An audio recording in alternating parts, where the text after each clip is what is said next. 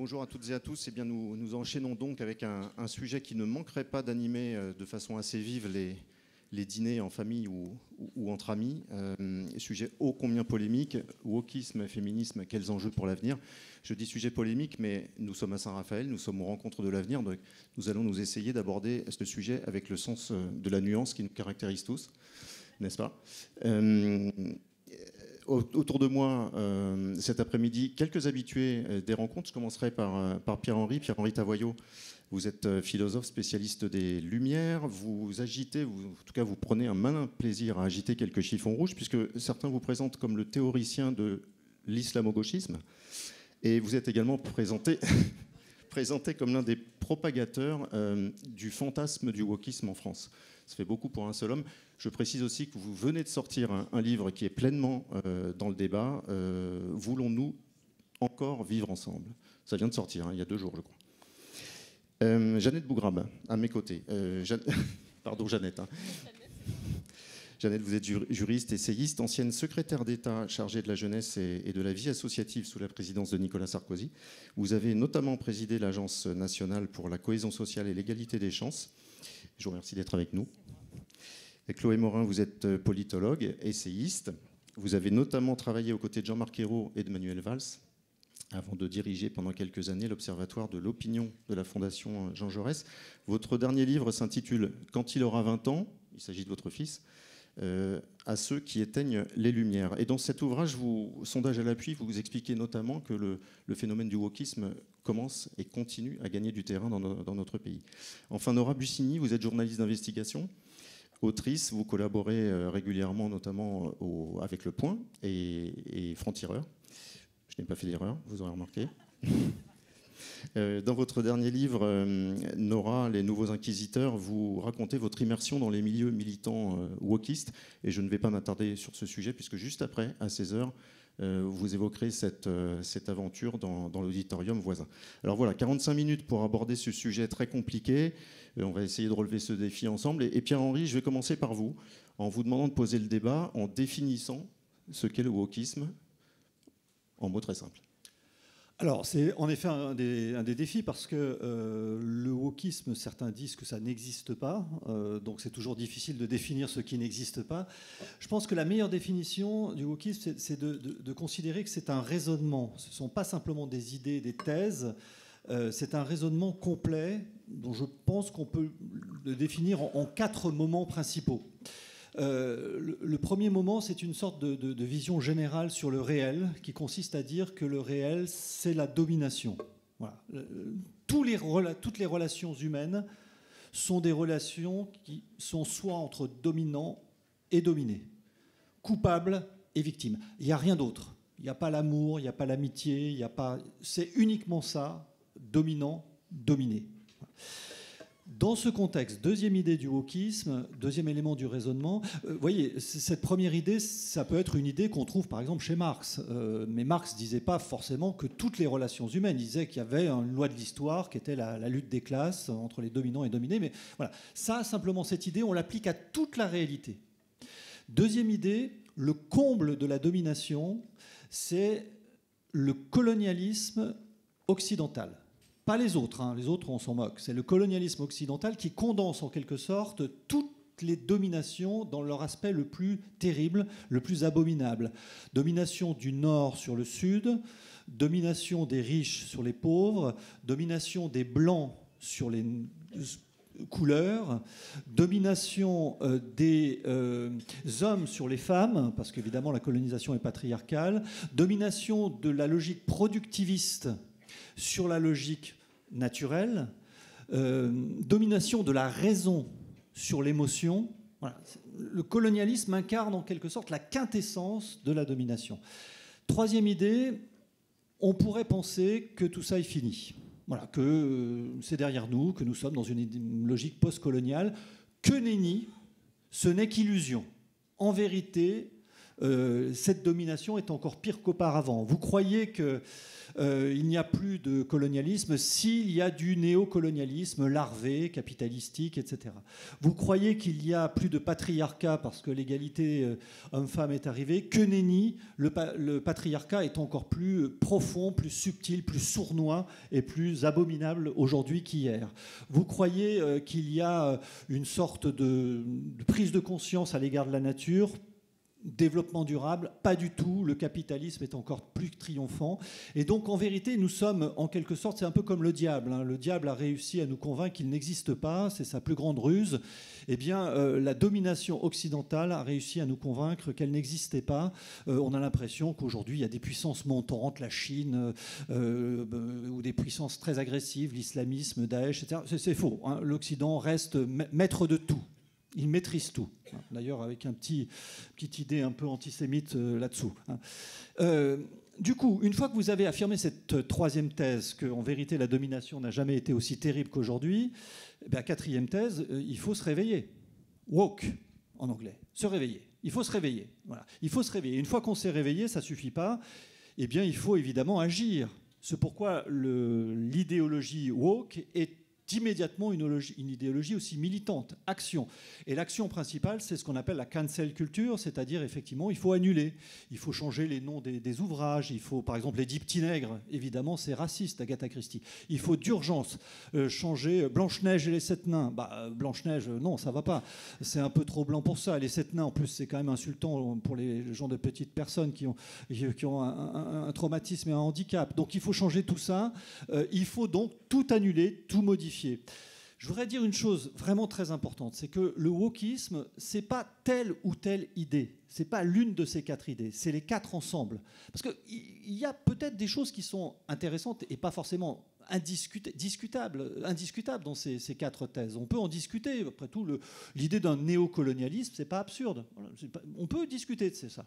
Mais en revanche, prendre la totalité du raisonnement, là, c'est le wokisme. C'est-à-dire que vous prenez les âmes, si je puis dire, vous les hameçonnez dans leur générosité, dans leur idée qu'il faut lutter contre les discriminations, et prenons cet axe de lutte contre les discriminations, on est tous contre les discriminations, vous les entraînez dans ce raisonnement qui devient, au bout d'un certain temps, totalement totalitaire et qui vous entraîne inévitablement à cette idée: l'Occident est abominable, la démocratie est une illusion, les droits de l'homme sont scandaleux, et donc notre civilisation occidentale doit être d'urgence détruite.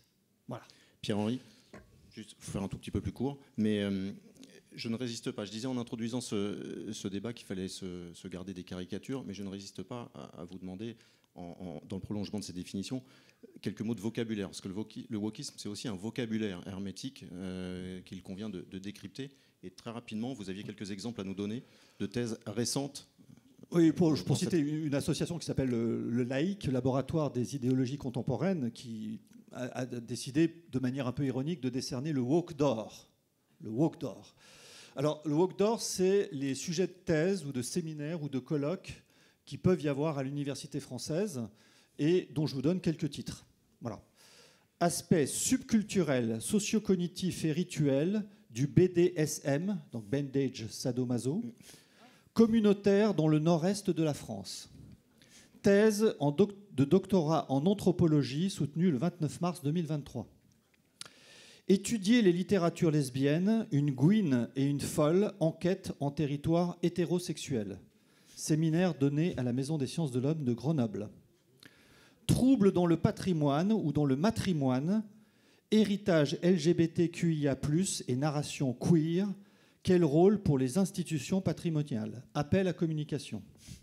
Et puis le Woke d'or, esquisse pour une épistémo-politique de la totalisation intersectionnelle, intersectionnalité, consubstantialité, dialectique, ouvrage sous presse. Juste pour indiquer que vous avez un petit indice, le rapport complet du laïc fait 350 pages. Et il est disponible, vous pouvez le consulter par Internet. Vous avez 350 pages possibles de thèses, d'appels à contribution, de colloques en France, de cet acabit. Merci Pierre-Henri. Alors, on le voit bien, c'est assez facile de manier l'ironie sur ces sujets-là. Jeannette, en préparant ce débat, vous me disiez, malgré tout, se tenir éveillé, puisque c'est le sens de woke, personne ne peut être contre. Prendre conscience des discriminations, lutter contre ces discriminations, c'est évidemment un combat que tout le monde peut rejoindre. Ce qui pose problème, ce sont les dérives qu'engendre ce combat. Oui, tout à fait. En tout cas, bonjour à toutes et à tous. En tout cas, merci encore une fois à Nicolas Bouzou et à Monsieur le maire de nous accueillir, en tout cas à Saint-Raphaël. Et c'est à chaque fois avec un immense plaisir que je vous retrouve.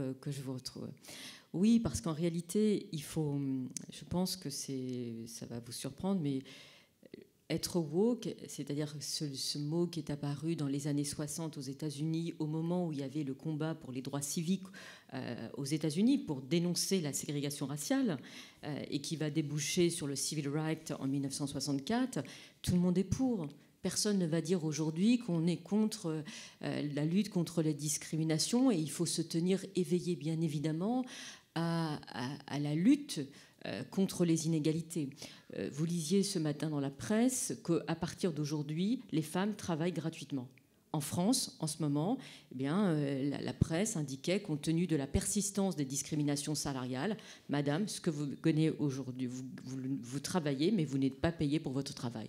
Donc ça, c'est une réalité. Et on devrait, de même, il y a la question, ce terrible procès des viols de Mazan, personne ne va dire aujourd'hui que ça n'existe pas, les viols. Donc, moi, ce que je dis, ce que je n'aime pas dans la dérive du wokisme, et du woke ou wokisme, c'est qu'en fait, il en vient à nier des principes fondamentaux issus de la philosophie des Lumières, c'est-à-dire le principe du universalisme.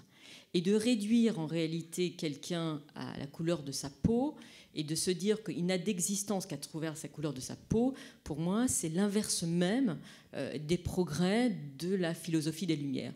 Et évidemment, les courants que Pierre-Henri décrivait dénoncent en réalité tout ce qui est l'héritage de la philosophie des Lumières, parce que issus de penseurs qui sont blancs, parce qu'ils sont occidentaux, et que forcément leur argumentation est biaisée et vient nécessairement, mais je pense que Pierre-Henri Tavailleux en reviendra tout à l'heure, c'est qu'on en vient à rejeter des principes qui ont fait le socle de notre société, de notre modernité, au nom en fait d'une théorie ou une complexité. Donc, pour moi, je pense qu'il est essentiel en réalité, et je pense notamment à la gauche, de dénoncer les dérives du wokisme. Parce que c'est quand même impressionnant. C'est-à-dire qu'on en vient à refuser des condamnations de viol des femmes lors des attentats monstrueux du 7 octobre en Israël, au nom de se dire que Israël incarne la colonisation, donc les viols de ces femmes-là, on nie la violence qu'ont subie ces femmes. Et donc on en vient à une dérive, et c'est là où le wokisme est criminel. Une femme qui est victime de viol, de mutilation, aucune idéologie ne peut justifier ça. Voilà. Je crois que c'est essentiel et qui fait la différence, parce que je pense qu'il faut relire Camus et les Justes. Je pense que ce qui est essentiel, c'est qu'aucune... Vous vous souvenez de la pièce du théâtre des Justes de Camus, est-ce qu'il pourrait y avoir un motif politique à justifier qu'on tue des enfants? Voilà. Et que quand on a vu... je crois que c'était dans l'Express, vous repreniez l'ouvrage de Suzanne Neiman qui disait que quand on voit les queers avec le Hamas, c'est-à-dire que vous avez des mouvements LGBTQ, je ne sais pas trop quoi, etc., qui n'en viennent à soutenir des mouvements islamistes, vous dites, mais est-ce que vous savez la situation qui est celle, en réalité, de personnes homosexuelles, de femmes dans les territoires occupés? Des femmes qui sont victimes de lapidation, de crimes d'honneur, d'homosexuels qui sont assassinés, mais vous avez un drapeau arc-en-ciel où...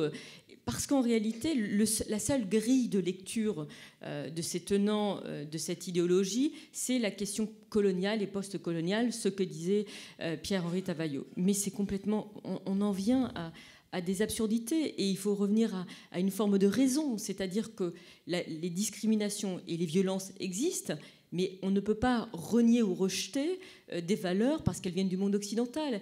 Et demain, vous aurez une table ronde sur l'Afghanistan. La plupart de ces femmes qui appartiennent à ces mouvements, qui font des réunions non mixtes, racisées, je ne sais même pas moi dans quel cas je serais en réalité, pour tout vous dire, mais je crois que vous avez fait ce travail-là. Donc moi, je ne sais même pas où on me mettrait, donc j'en sais rien. Mais elles ne vont pas défendre les femmes afghanes. Et quand elles le font, elles mettent sur le même plan le traumatisme que vivent, la violence et la barbarie que vivent les femmes iraniennes avec ce qui se passe en France. Enfin, il faut quand même raison garder. Voilà. Et de renier tous les progrès qui ont été faits par le monde occidental. Et moi, je suis désolée, c'est de... quand on explique que dans certains pays, l'abolition de l'esclavage n'a toujours pas lieu, et de nier les progrès considérables qui ont été faits dans les sociétés occidentales pour dire par principe on va les rejeter. Mais ça, c'est toute l'influence de Michel Foucault, mais je ne suis pas philosophe, donc je n'irai pas sur ce terrain-là. Mais je pense qu'on ne peut pas... il faut continuer ce combat pour l'égalité, il faut se combattre pour les vrais sujets, mais je vous avoue que les toilettes non genrées, etc., ça m'ennuie un peu. Voilà, pour tout. Merci, Jeannette. Nora Bussini, je l'ai dit en vous présentant, vous vous êtes immergée pendant quelques mois dans ces réseaux militants, plus de quelques mois. Jeannette parlait à l'instant de l'absurdité dans laquelle on se trouve quand on pousse la logique de ces combats beaucoup trop loin. Est-ce que c'est clairement ce que vous avez vécu? Est-ce que vous avez côtoyé des gens qui perdaient de vue leur combat et qui se noyaient dans leur logique qui nous dépasse un petit peu? C'est clairement ce dont vous pouvez témoigner? Oui, en effet. Alors, bonjour à tous. Effectivement, moi, j'ai fait une immersion d'1 an sous une fausse identité dans les milieux militants d'ultra-gauche, dans différentes associations. Je suis allée dans toute la France, j'ai fait des manifestations, des actions coup de poing, des groupes de parole. Et en fait, j'ai la carte que l'on peut dire dite, c'est un terme que je n'apprécie pas, mais dit racisée, puisque je suis franco-marocaine.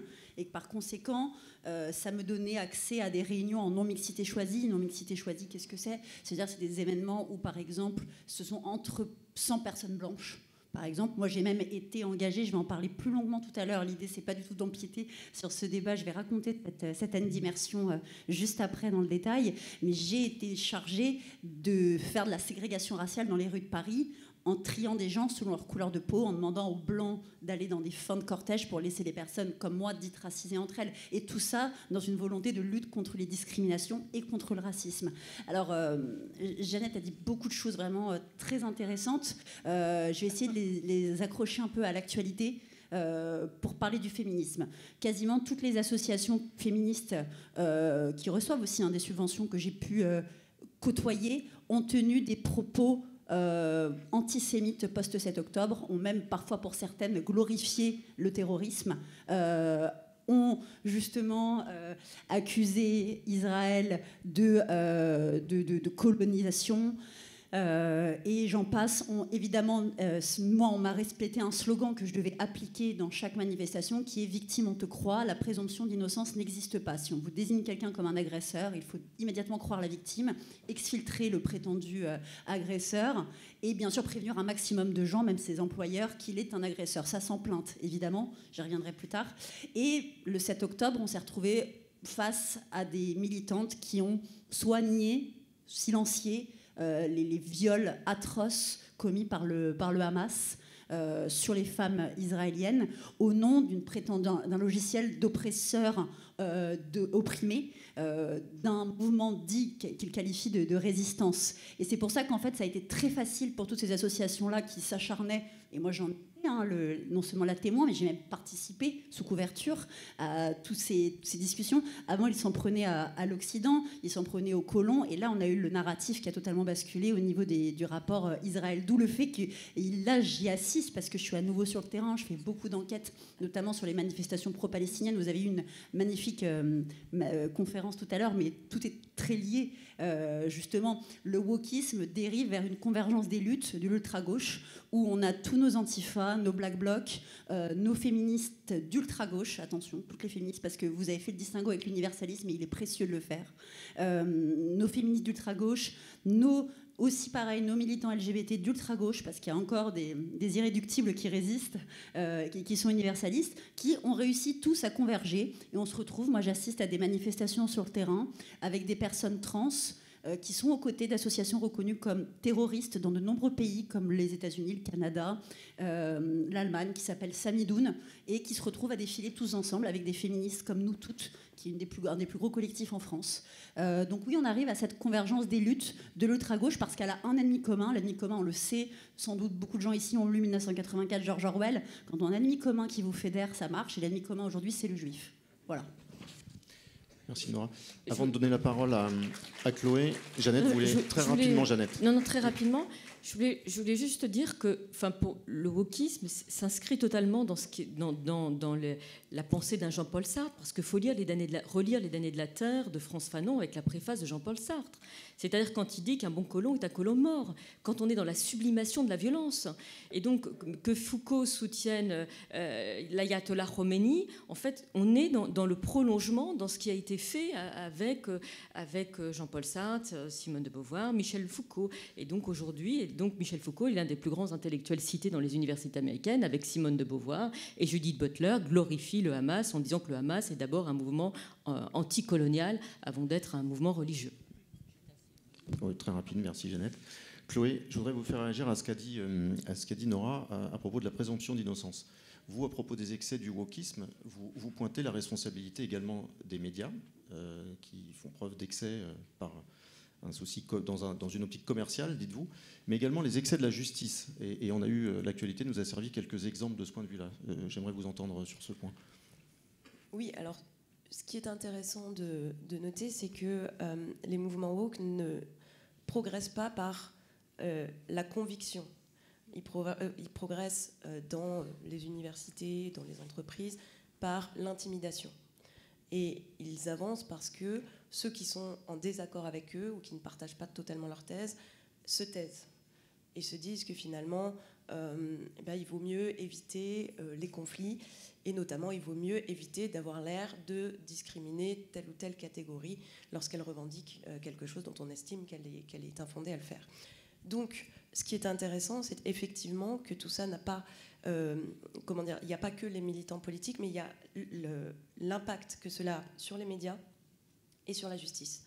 Sur la justice, on se rend compte qu'en réalité, en tout cas c'est ma thèse, que la justice étant incapable d'accéder aux demandes des féministes, et là quand je parle des féministes, c'est l'intégralité des féministes qui demandent à ce que les plaintes soient toutes reçues et que les cas soient tous traités et qu'on arrête de classer sans suite des plaintes qui pourtant sont étayées, des plaintes pour viol par exemple, mais ça peut être des plaintes pour violence. Tous les avocats qui travaillent sur ces sujets vous diront aujourd'hui encore, une femme qui porte plainte peut voir sa plainte classée sans suite, sans justification, alors même qu'elle arrive avec par exemple une vidéo de son mari qui l'insulte en lui disant « je vais te tuer ».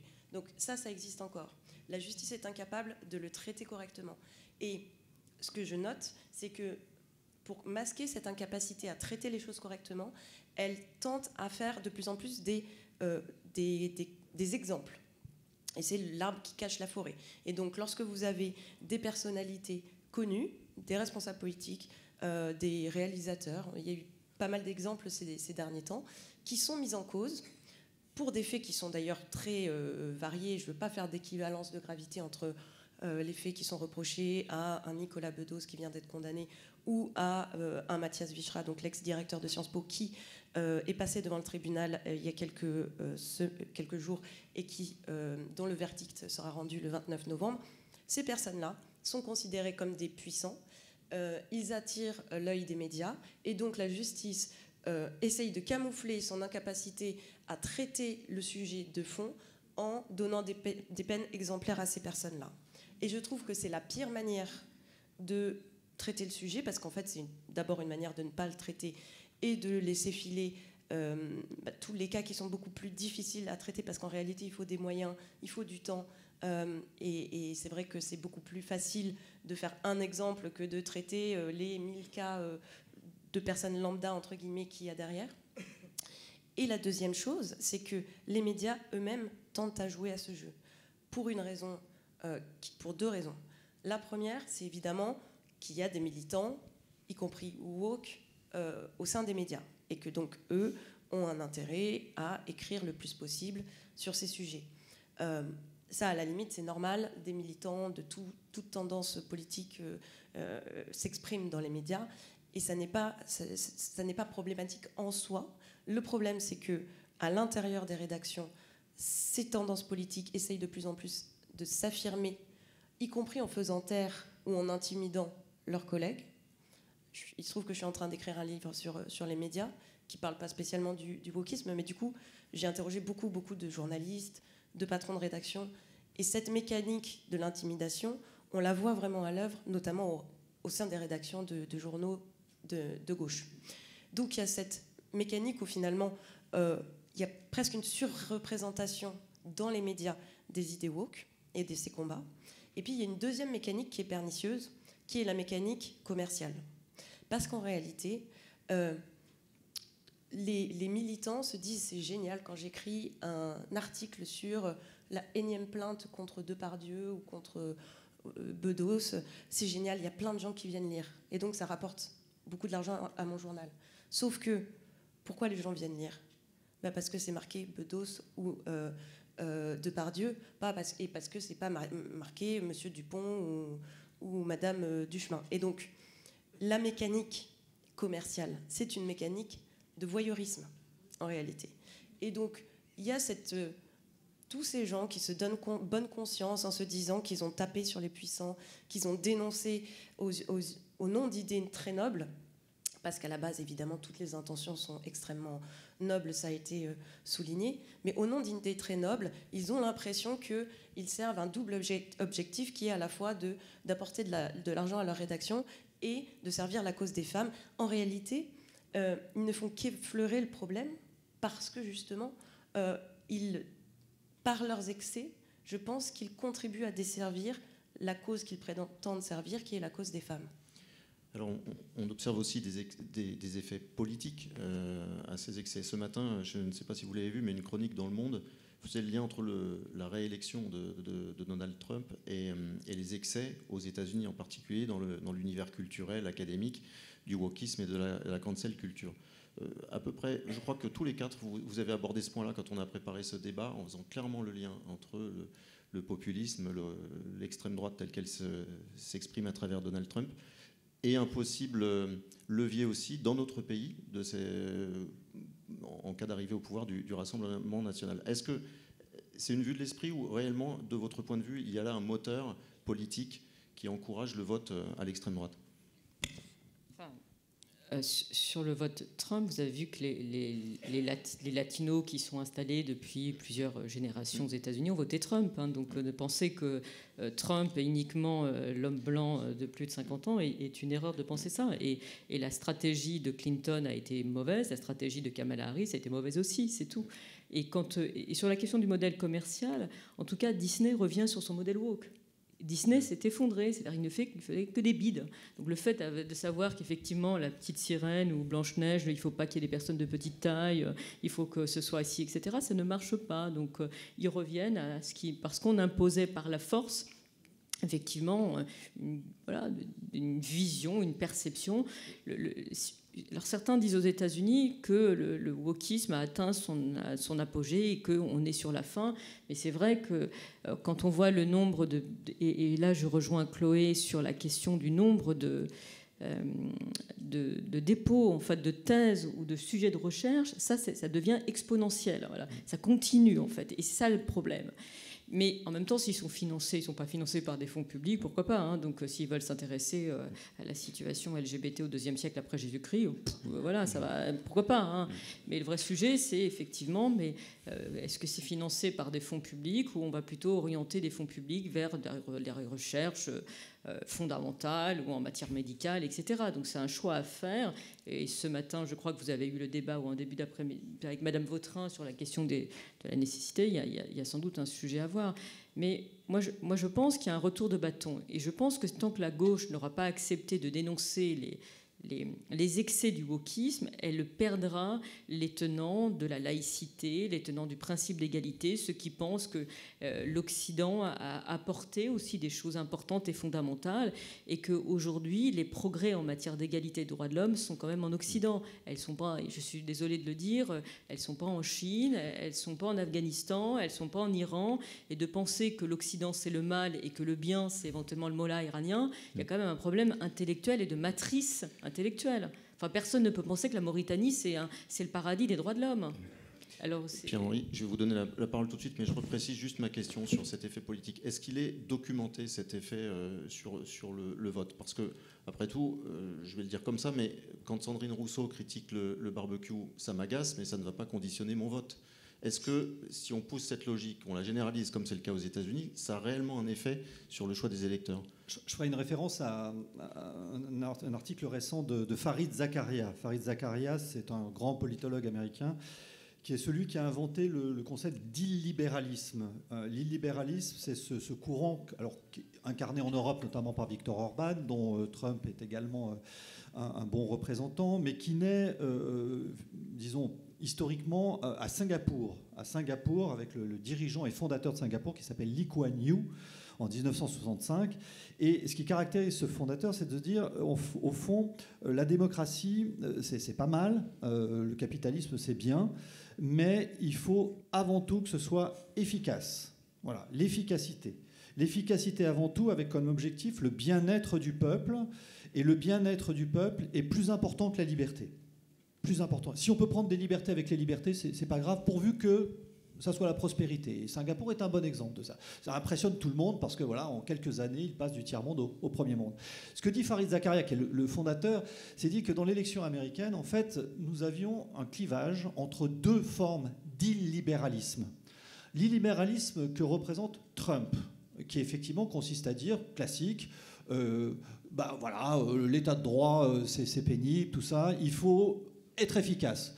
Ça correspond à quelque chose d'important, parce que dans des démocraties, on a le sentiment que nos démocraties sont impuissantes. Donc c'est un argument fort. Il faut que ça soit efficace, il faut qu'on fasse les choses, il faut qu'on casse la baraque, il faut qu'on dise les choses, on est provocateur. Mais Fareed Zakaria disait qu'il y a un autre illibéralisme du côté progressiste. Parce que l'illibéralisme woke, c'est de dire, au nom, non pas cette fois-ci du bien-être du peuple ou de l'efficacité, mais du bien. On peut prendre des libertés avec les libertés. Et qu'en fait, cette élection politique, c'était la confrontation entre deux illibéralismes. L'illibéralisme qui dit abat le droit et abat l'universalisme au nom de l'efficacité et du bonheur du peuple, ou abat les libertés au nom des identités, au nom du bien, au nom d'une société, de l'inclusion, société inclusive. Vous voyez, il faut inclure toutes les différences, même si la société doit disparaître. Eh bien, c'est cette confrontation. Donc, vous voyez, c'est une analyse intéressante parce que là, ce qu'on sent, nous, c'est qu'il faut effectivement défendre cette idée qui est terrible à défendre. La liberté, c'est plus important que le bonheur. C'est pas facile. Et souvent, quand on est libre, on est malheureux. Et l'universalisme nous dit ça, que le bonheur, c'est toujours très dangereux, parce que quand j'ai ma conception du bonheur, je peux très bien l'imposer aux autres. Benjamin Constant disait que l'État se borne à nous faire libres, nous nous chargeons d'être heureux. Mais pitié, qu'il ne s'occupe pas de notre bonheur. Eh bien, on a là, ici, deux dispositifs idéologiques qui disent « nous, on sait ce que c'est que le bonheur ». Et on va vous l'imposer au détriment de votre liberté. Voilà pourquoi il faut être libéral. Je sais que ce mot en France n'est pas très très apprécié, mais la liberté, c'est ça. C'est considérer que même si c'est dur, la liberté est supérieure au bonheur. Chloé, est-ce que vous voulez réagir toujours sur le terrain de la politique, et ensuite, Nora, j'aimerais qu'on parle du wokisme en entreprise, qui est un sujet très important aussi. Sur la question politique, est-ce que le fait que la gauche américaine soit en partie woke est responsable de l'élection de Donald Trump? C'est très compliqué de dire oui ou non. Parce qu'en réalité, je pense que c'est davantage par son abandon de questions qui sont fondamentales, comme le pouvoir d'achat, comme la question de l'immigration et de la manière dont on fait société, que la gauche a ouvert la voie à Trump, et moins par la diffusion, par les dérives woke qui sont importantes, mais à mon avis, moins que le fait que Trump parlait de pouvoir d'achat et que les démocrates ont oublié la base des besoins de leurs électeurs. Pour autant, quand on regarde la France, la question qui se pose à la gauche, c'est de se dire, est-ce que nous continuons à ne pas dénoncer ce qui est à notre gauche, à l'extrême gauche, puisqu'en fait le wokisme, c'est quand même une énième reconfiguration de l'extrême gauche. Est-ce qu'on continue à ne pas les dénoncer parce qu'ils n'existent pas et parce que si on n'en parle pas, les gens ne le voient pas? Ça, c'est la thèse majoritaire à gauche aujourd'hui. Ou est-ce qu'il faut se dire qu'il faut les dénoncer pour ne pas être associé à eux et se mettre ainsi en capacité de parler à des gens qui ne veulent absolument rien avoir à faire avec le wokisme, mais à qui on pourrait parler parce qu'on partage un certain nombre de valeurs communes. Je pense que c'est la question fondamentale qui va se poser à la gauche dans les années qui viennent. Pour l'instant, je constate que la majorité des responsables politiques de gauche considèrent que le wokisme n'existe pas. Jeannette. Juste pour... je lisais cette fois pas Le Monde, mais Le Figaro, donc c'est peut-être mon côté de droite. Je crois que c'était ce matin où une prof de sport se fait cracher dessus et mettre une paire de claques par une gamine parce qu'elle était en cours de sport avec une tenue religieuse. Je vais vous dire, à un moment, d'accord, il y a eu la colonisation, il y a eu tout ce que vous voulez. Vous êtes une minorité. Ce que dit Emmanuel Todd en disant les musulmans sont une minorité, donc par conséquent, il faut avoir un traitement différencié, c'est non. Voilà. Là, il faut arrêter, woke ou pas woke. Typiquement, vous êtes une jeune fille, vous êtes dans un établissement scolaire. Qu'est-ce que ça signifie ça? Ah. Bon, je me tais. Mais finissez votre phrase. Mais non, finissez votre phrase, bien sûr. Non, j'étais triste de voir que une gamine, parce qu'elle a intégré en réalité tout cela, c'est-à-dire dominant-dominé, colon-colonisateur, et puis s'autoriser, et je vois Madame le maire présente, se dire qu'elle en vient à frapper une enseignante alors qu'elle lui demande d'avoir une tenue adéquate pour pratiquer le sport. Voilà. Et voilà où on en est aujourd'hui en France. Voilà. C'est juste ça que je voulais dire. Merci, Jeannette.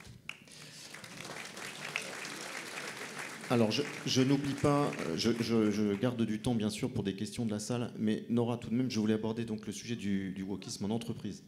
En 2 minutes non, on va faire un peu plus. Oui, moi, je vais juste parler de faits. J'ai parlé de faits, je vais parler... Vous faites des sessions de formation en entreprise sur ces thématiques. Hein. Oui, c'est ça, j'interviens. En fait, j'ai pu travailler concrètement sur l'entrisme militant au sein des entreprises, notamment par une grosse enquête que j'ai pu faire sur le cabinet EGAE de Madame Caroline Dehaas, qui a intervenu dans divers endroits, et notamment au sein du groupe Le Monde, et particulièrement de la rédaction de Télérama.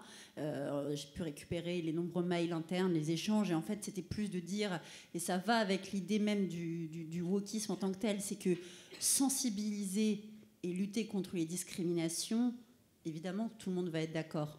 Mais c'est quand on en vient à ces excès de militantisme que cela va entraîner de nouvelles discriminations.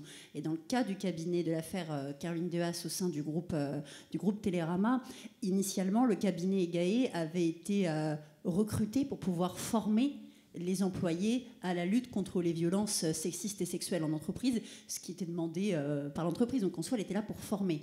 Et là où ça devient très intéressant, l'idée même du wokisme et du militantisme, c'était de dire elle est passée de formatrice à proactive.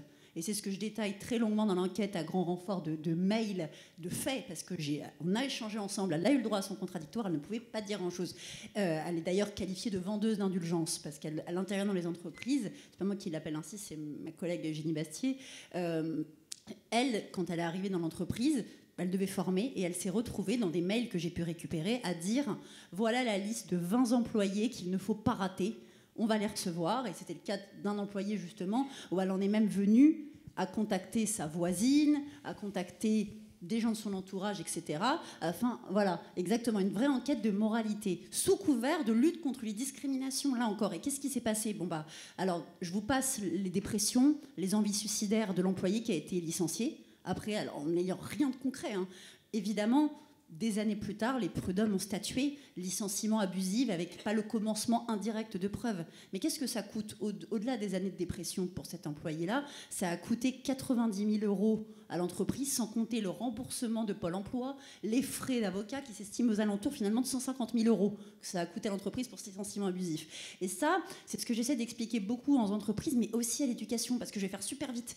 Mais dans l'immersion que j'ai faite, moi je me suis retrouvée, je suis allée à la fac, je suis retournée voir un petit peu comment ça se passait sur le campus. Je me retrouve à avoir des masters dont l'intitulé est très drôle. Moi j'en avais une, elle faisait un master stratégie du désir queer et lesbien dans l'Espagne médiévale. Et donc moi je vois ça et je me dis passionnant, mais qu'est-ce qu'on va pouvoir faire comme boulot avec un master stratégie du désir? Et ben vous savez ce qu'on fait comme boulot, et moi je l'ai constaté, on devient prof contractuel aujourd'hui. Parce que l'éducation nationale, je l'ai été aussi, l'éducation nationale a désespérément besoin d'enseignants qui vont au débeauté lundi matin enseigner à des élèves de collège des cours. Et ben, l'autre qui a un master de ça, il peut enseigner un petit peu le français, il peut enseigner l'histoire sur certains points, et ça fait que des parents ne comprennent pas pourquoi d'un seul coup leurs enfants vont avoir un discours militant qui n'était pas forcément prévu dans l'enseignement quand même de l'éducation nationale. Et c'est la même chose pour les entreprises. La pensée militante radicale est un cheval de Troie. L'idée est vertueuse, mais les faits sont dangereux. Souvent, en tout cas. Voilà. Merci Nora. Pierre-Henri, et ensuite on prend une question de la salle. Je voudrais dire une chose de très très courte pour qu'il n'y ait pas de malentendu, parce que le lieu de la recherche est un lieu libre, donc on doit effectivement traiter tous les sujets, et tous les sujets sont bons à prendre. Mais ce que pointe Nora, c'est vraiment quelque chose de très important, c'est quand on passe de la recherche au militantisme. C'est ça le point clé. Vous voyez, par exemple, il y a eu un colloque international sur la décolonisation des noms d'oiseaux. Bon. Sujet essentiel. Non, c'est un beau sujet, c'est-à-dire de s'apercevoir qu'effectivement les noms d'oiseaux ont été toujours connectés dans l'histoire à des noms d'explorateurs et que c'est dans une stratégie d'exploration coloniale. Voilà, le sujet est intéressant. Là où ça devient problématique, c'est qu'on veut décoloniser, c'est-à-dire en l'occurrence changer les mots, et qu'on veut imposer le changement. La recherche pure est intéressante, les sujets. Je suis en philo, moi, donc je ne vais pas vous dire que la substance chez Spinoza, ça va produire un boulot. Je suis d'accord. Non, c'est très formateur, néanmoins, d'étudier ça. Simplement, à un moment donné, on ne se transforme pas en militant. Et c'est ce passage-là qui est très difficile. Aujourd'hui, de plus en plus, la frontière entre le savant et le politique, entre le théoricien et le militantisme, est devenue totalement ignorée par les universitaires. Voilà. Et ça, c'est vraiment la clé. Et il faut revenir de ce point de vue-là à une déontologie pour dire je cherche, je suis un citoyen, mais je ne mélange pas les deux boulots. Merci. Alors, une première question. Mesdames et messieurs, est-ce que vous m'entendez bien ? Non. Bon, je vais essayer de parler plus fort. Déjà, merci beaucoup pour cette conférence. Oui, comme ça. Merci beaucoup pour cette conférence. J'avais une question particulièrement pour vous, madame. On a beaucoup parlé des problèmes liés au wokisme. Maintenant, la réelle question, c'est comment on se prémunit contre le wokisme. Nous, par exemple, mes collègues et moi, nous sommes à l'université en Angleterre, où le wokisme est un état un petit peu plus avancé. Certaines personnes comme moi ne veulent pas vivre un combat quotidien, comme ça pourrait être le cas à Sciences Po. Comment fait-on ? Quelles armes avez-vous au niveau de l'éducation, au niveau des cours ? Quelles règles doit-on imposer ? Voilà, merci. Je fais vite.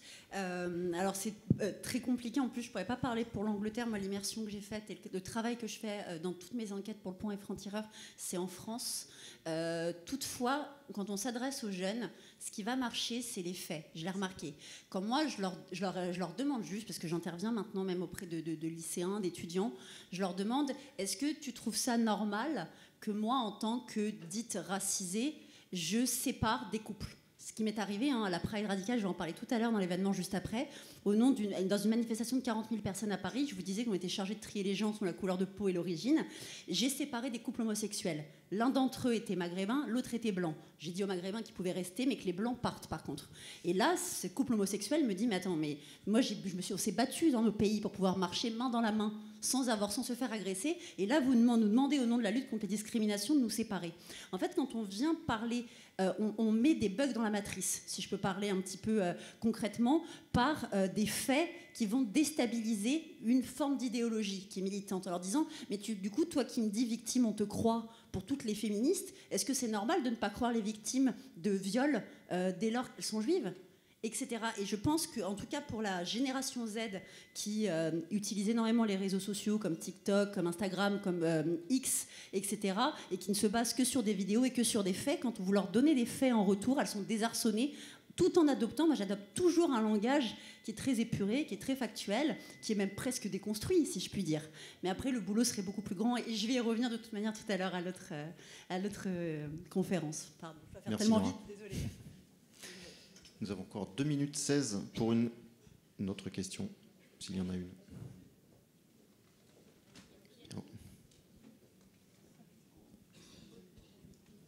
Merci. J'ai une question pour vous quatre. En fait, est-ce que vous ne pensez pas finalement que le wokisme est la forme chimiquement pure de la passion de l'égalité, selon les mots de Tocqueville ?